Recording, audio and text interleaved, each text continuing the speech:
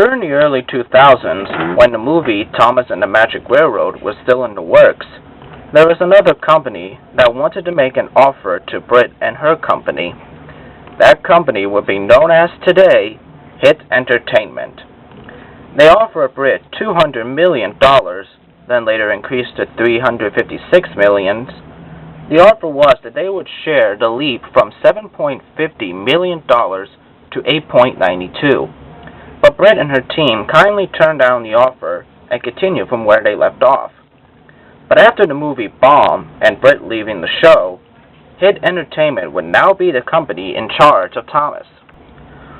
Although Hit now owns the rights to Thomas, they didn't fully own it just yet.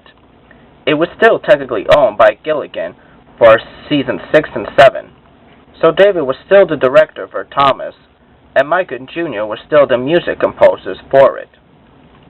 Starting in season 6, the show will now have different writers for the show, not just David, since of course Britt left the show.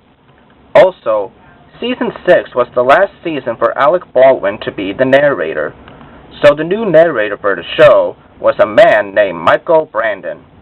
Before he was the narrator for the U.S., Michael Angelis would narrate one U.S. VHS called New Friends for Thomas.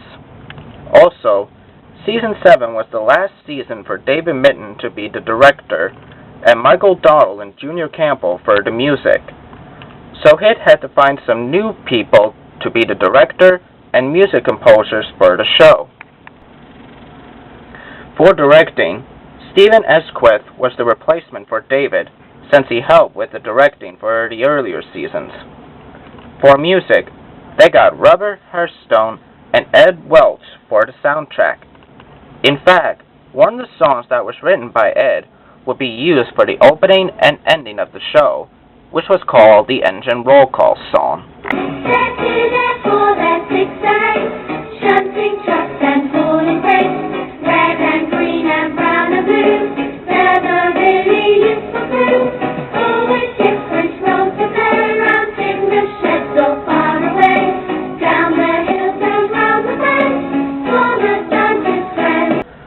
So with all that, Season 8 aired on August 1st, 2004. Now there are some differences with this season from the other seasons. In both the UK and US, the episodes are now 7 minutes long instead of 4 minutes and 30 seconds. So the show is like a 30-minute show with other things in between. Like they have some learning segments here and there, and some songs as well.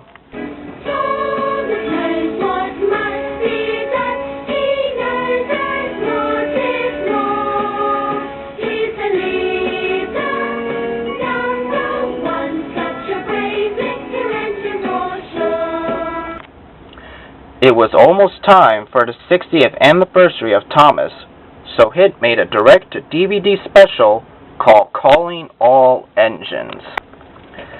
The plot of this movie is that an airport is being made to the island of Sodor, and the engines are excited. The only problem is that the diesels are working with them, and they don't like the sound of that. But with the help of Lady and Rusty, there's really not much to say on this movie, except for the fact that this is the second time that we see Diesel 10 and Lady again. Also, during the same year the movie was released, Season 9 had just came out. This is a season where we see our first ever head writer for the series, Sharon Miller. And this is where the show started to go downhill. The episodes in the new series are paying more attention to like cartoons and everyday moral problems, and less on railway logic and the railway series. For example, they keep on saying that Henry needs special coal, where it was already cleared in the Flying Kipper that he didn't need special coal anymore. Also, instead of adding twists or other sets to move the story, they use the 3 strikes and you're out formula. If you don't know what that is, it's a story where an engine messes something up 3 times and then he or she makes it up and learns the lesson. It was very noticeable in Season 9/onwards. but that didn't stop Hit from making new episodes and new seasons, so Season 10 was on its way in 2006. So far, this is the only season to have 28 episodes instead of 26.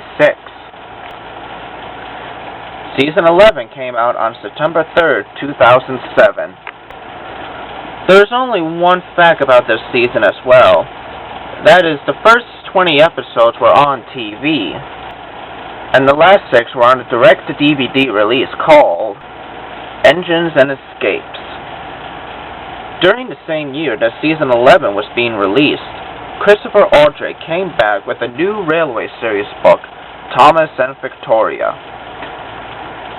On September 9th, 2008, Hit Entertainment made their second direct-to-DVD special, The Great Discovery.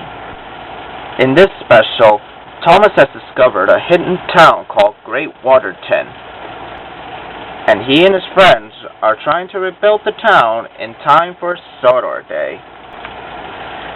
In this movie, there is a different narrator for it, and that narrator is former 007 actor Pierce Bronze.